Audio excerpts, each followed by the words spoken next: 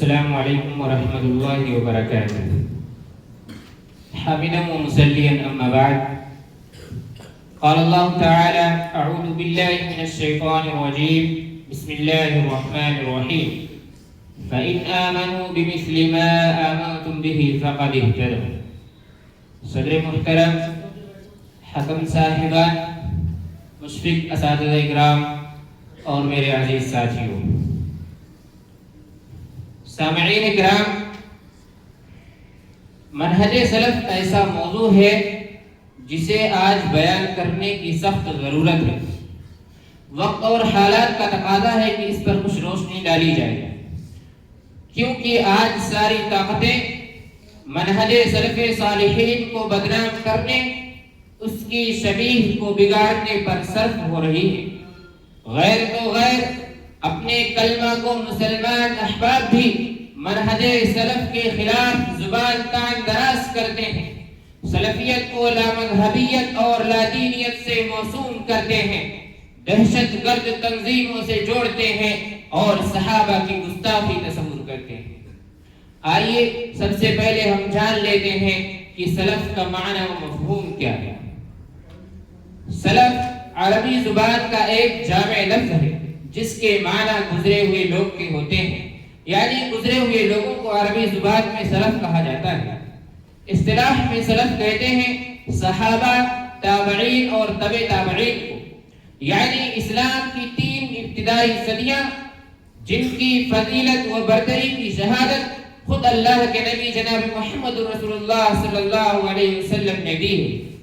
آپ صلی اللہ علیہ وسلم نے فرمایا، خیر الناس قرنی ثم الذین یلونہم ثم الذین یلونہم، اس زمانوں میں سب سے بہترین زمانہ میرا زمانہ ہے، پھر اس کے بعد وہ بہتر ہے جو اس کے بعد ہے یعنی تابعین کا، پھر اس کے بعد وہ بہتر ہے جو اس کے بعد ہے یعنی تبع تابعین کا۔ اس حدیث پاک میں اللہ کے نبی صلی اللہ علیہ وسلم نے صحابہ کے زمانے کو سب سے افضل و بہتر قرار دیا ہے، پھر تابعین کے زمانے کو، پھر اس کے بعد تبع تابعین کے زمانے کو افضل کہا ہے۔ معزز سامعین، سلفیت کی تاریخ بہت قدیم ہے۔ المختصر جب سے اسلام دنیا میں آیا اسی وقت سے سلفیت کا آغاز ہوا ہے۔ منہج سلف کیا ہے؟ سلفیت لوگوں کو کیا تعلیم دیتی ہے؟ سلفیت لوگوں کو صرف قرآن و حدیث پر عمل کرنے کی دعوت دیتی ہے۔ صحابہ، تابعین و تبع تابعین کے عقیدہ و منہج کو تسلیم کرنے کا حکم دیتی ہے۔ الحمدللہ، سلفیت میں نہ تو خوارج کی سختی ہے، نہ معتزلہ کی مشرکی ہے، اور نہ جبریہ و جہمیہ کا جبر و تشدد ہے، اور نہ تصوف کا جھوٹا چولا ہے، اور نہ قادیانیوں، مرزائیوں، بہائیوں، چشتیوں، قادریوں اور نقشبندیوں کی تعقل پسندی تھی۔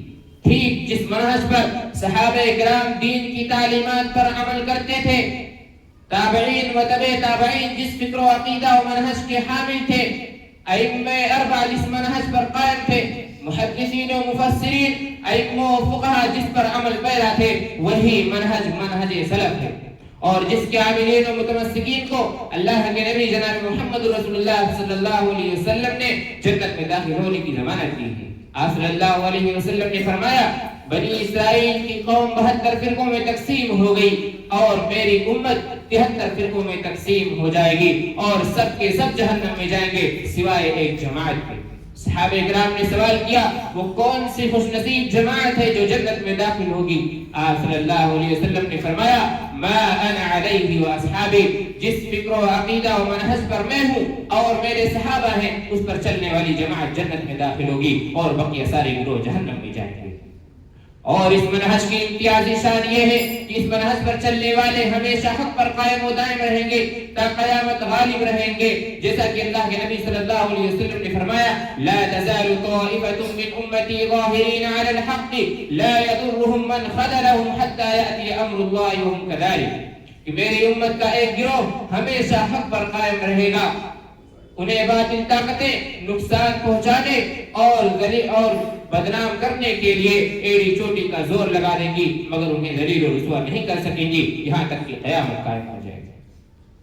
منہج سلف اپنانے کا طریقہ، قرآن و حدیث کا سلف کے فہم کا مطالعہ، بدعت و خرافات اور غلو سے اجتناب، اتباع سنت اور نبی صلی اللہ علیہ وسلم کی پوری زندگی کو نمونہ بنانا، علماء حق کی صحبت اختیار کرنا، اخلاص، صبر اور حکمت کے ساتھ دعوت دینا۔